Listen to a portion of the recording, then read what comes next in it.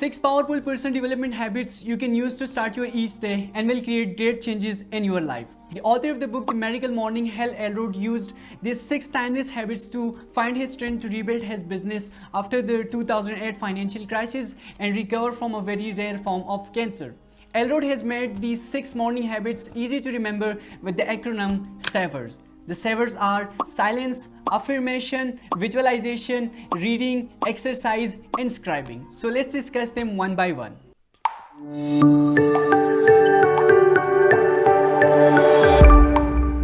Number 1. Silence means meditation. Many people think that even after a full night's sleep, why their mind is not relaxed?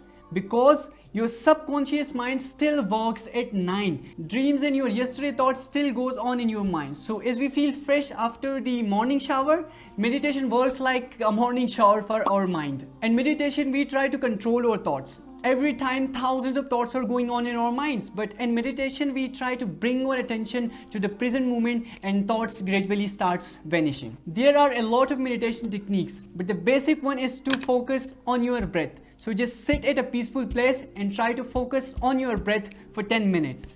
Number 2. Affirmation. The great boxer Muhammad Ali always used to affirm, "I am the greatest," and he became the greatest.